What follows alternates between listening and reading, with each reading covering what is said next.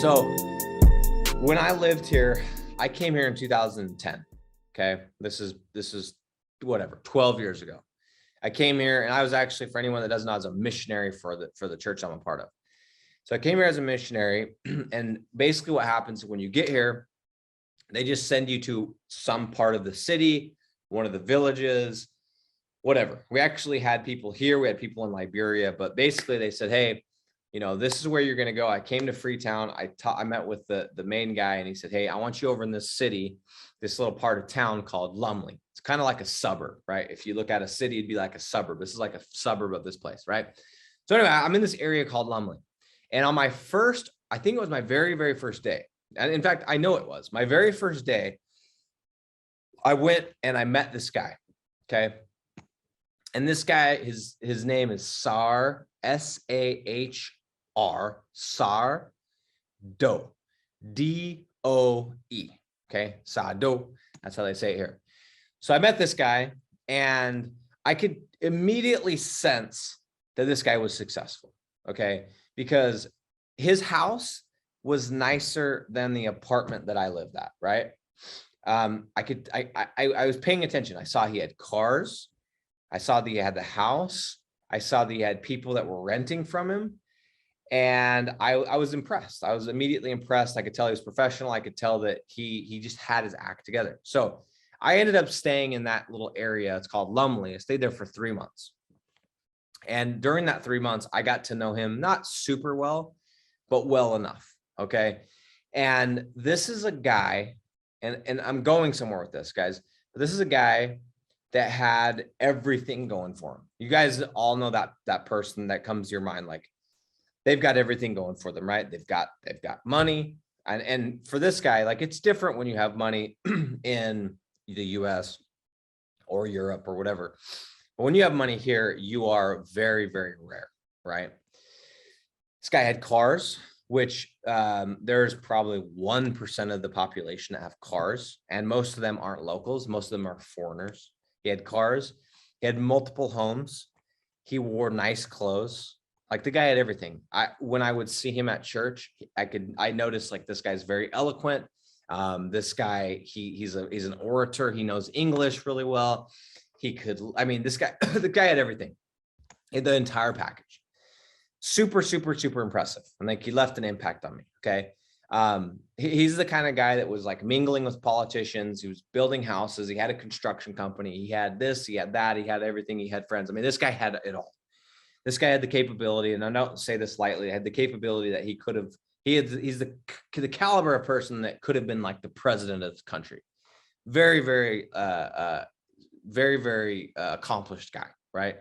So the reason I'm telling you this is because I was here for 2 years, right? I met him the first couple months, got to know him a little bit. I moved around the city, went to one of the villages for a couple months, came back. So we were in contact. I knew him, he knew me, but it wasn't super close. So I was here for 2 years. So in 2012, I left. Okay. So it was a 2-year deal. I go home, and 2 years later, and this is where the story gets interesting. This is my point. 2 years later, I get this message, and I get a bunch of messages, and I start seeing all this stuff on Facebook, right? And I find out that there was an accident, okay? And it was with this guy, Sardo. And what happened, and I know now because I've asked him, is he was going to a village. He was driving in one of his cars. He actually had a truck, and he had all this tile in the back of his truck. And he was just cruising to this village. It's like 3 hours away. And he's one of those people, he's just hustling. He's trying to make it happen. In this language, they call it dragman. In that dragman, they defend moni. That's what they say. They defend moni. So he was driving all the way to this village, and somebody pulled out in front of him. These are these 2-lane highways. There's like half the people don't even have car lights at work. So he goes to go around the car. This car's coming. He hits the brakes, and this entire load of tile that's in the back of his truck, as he hits the brakes, it smashes through the back of the glass. Like if you picture being in a truck, right? Smashes through the back of the glass, and it comes through, and it hits him right here in the back of the head. Okay. This is in 2014. Hits him right here in the back of the head. Boom. Immediately paralyzed. Okay. Immediately paralyzed. So we're talking about a guy that he's the caliber person that could have been a president of this country. No lie. Like this guy had everything. In an instant, as this guy's going to this village called McKinney to drop off some tile, a little accident happens and this guy goes from having everything to immediately being paralyzed. Okay, so I got all this news and I'm like, holy crap, nobody knew how bad it was. They had to fly him to another country called Ghana and start doing surgeries. And I came back in 2018. So when I left in 2012, I didn't come back until 2018. It was about 6 years before I made it back. And I hadn't seen him. So he had the accident, but I hadn't seen him. So we went the first year I came back. And I may just post a picture so you guys can see the difference between then and now. But I went and saw him, and it was terrifying. Like, it was so sad for me to see, because this is a guy that in my head had everything going for him, had so much potential, was one of the top people in the entire country, not just in his community, like in the entire country. And he's in a wheelchair. And when we went to see him, he was in so much pain. He just sat there and rocked. And he was rubbing his legs because he had no feeling in him. And he couldn't even talk to us for 10 minutes, 10 minutes. And you could tell he didn't want to tell us to go, but he was not feeling it. And he was in so much pain that we could only be there 10 minutes and then we had to go.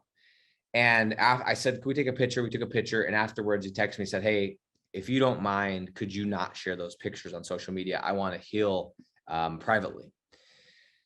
So why am I telling you that? I mean, it's bad. In 2014, the accident happened. He had about 12 people that were working for him. And over the next couple of years, slowly but surely, all of the people that were working for him, they left. They all went and got other jobs. And I found out today, as I was driving with a guy that knows him, that everybody left him because they just figured, this guy's going to die. Like, it's one thing to be paralyzed. It's one thing to be paralyzed in another country. And it's an entirely different thing to be paralyzed in this country, right? And it's very difficult. And so everyone's like, he's going to die. And they all left him. Okay. So on top of that, I found out this past Saturday that, and I made the mistake I was an idiot. And I said, hey, how's your wife? How's your kid? He's like, dude, they left me. Like, they're gone. So all that's gone. And the wife, she's left him, hasn't seen his son. No, I mean, it's insane to watch somebody go from here to there, right? So bottom line is this. The reason I'm telling you this is I started asking him some like soul piercing questions. I was like, Sar, I'm like, how are you making money? Right? Like, it's a natural question. He's in a wheelchair. He's got no feeling in his legs. I'm like, how are you even making money? And this is where this ties in, is he starts explaining, and we're in this compound where he lives.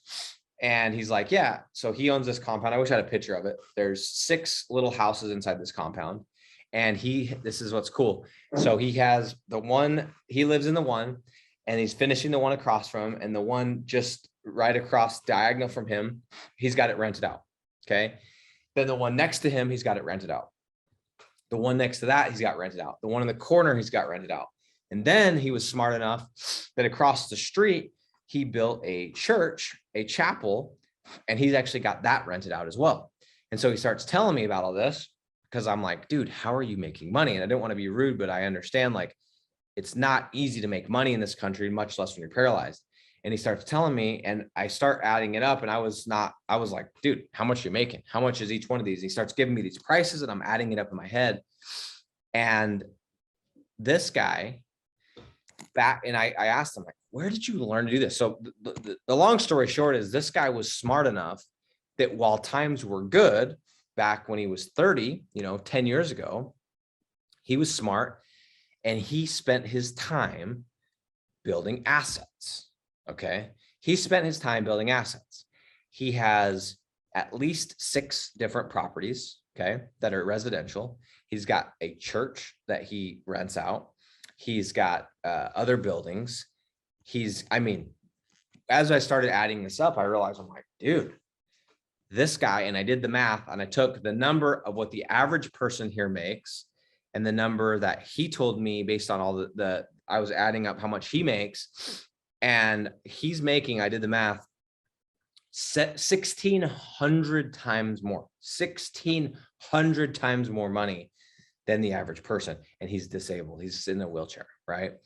Because he was smart and he built assets. And so I said, well, where did you learn it? He's like, well, when I was 20, 22, whatever, he's like, I went to this workshop by this guy named Jim, which by the way, is kind of funny. I know this Jim guy.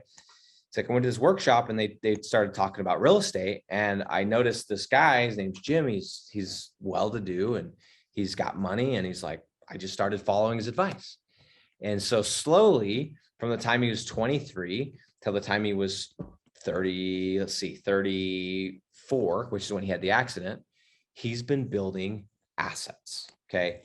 Asset after asset after asset. And you guys don't understand, like, it's one thing to be able to buy a home in the US or in Europe where you can get a loan.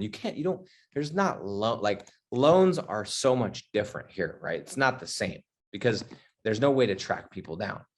So these are properties that he owns, that he's slowly been adding to his portfolio. And as I did the math, I'm like, dude, this guy is actually making some really good money. And the reason I even thought to ask is because when I saw him on Saturday, he messaged me and he said, dude, it's so good to see you. We took a picture together. He said, hey, I'd like to offer you my vehicle. And he's like, you don't pay me, please. I have a driver. I have a vehicle. Just take it free of charge. And I was like, I can't accept that, but he's stubborn. And he said, I need to do it. So I ended up taking him up on it because I knew it would make it feel good. But I started doing the math and I'm like, I know how much it was because the first day I was here, I hired a driver. It was like $100 for a day. So this guy just basically said, hey, I don't need the $600. So that's why I started asking. I'm like, this is interesting, guys. $600 here is like 2 months, 2, 3, 4 months salary, right? Like my driver today, that would have been 6 months salary for him, right? And this guy didn't care. The point is this. He has not worked. He got his accident in 2014, okay? And he's been paralyzed since 2014. And he's still paralyzed. I mean, to this day, he has to use a catheter, all the stuff that you would imagine that come with this. He has not worked since 2014. The only reason why he's able to even survive. Okay, so there's survival, and then there's like, okay, he's living okay, and then he's living well with cars and properties and eating at restaurants, that kind of stuff. That's where he's at.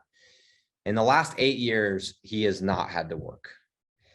And I couldn't help but think as I talked to him, I'm like, man, and I was talking to my dad and my wife, my mom about this. I'm like, imagine if when this guy had the energy, when this guy had everything going for him, when this guy had when he had life by the balls, like that's the only way I can describe. He had life by the balls. That's the only way I can describe the person that I knew.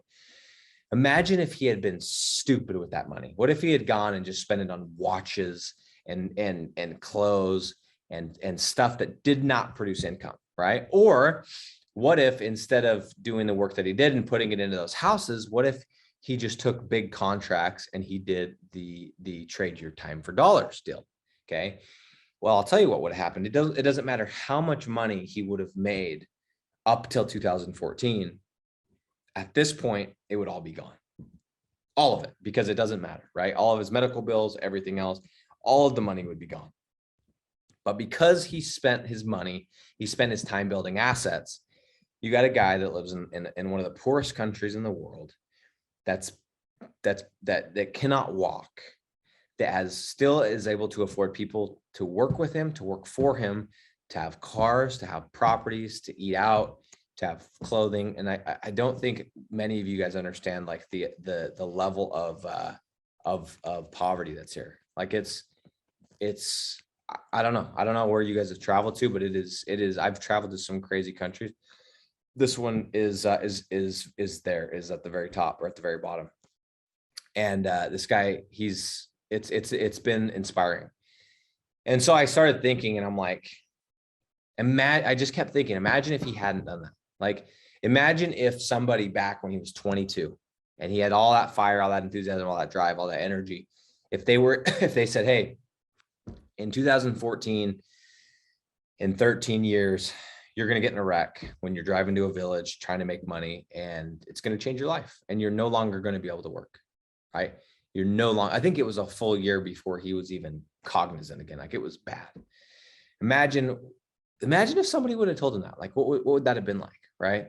And so the thing that I want to tell you guys today, and the thing that I want to just bring up and I want to remind you of is, and I put it here as the live, I can't even remember the exact title that I put, but spend your time building assets. Spend your time building assets and do it while you still have time.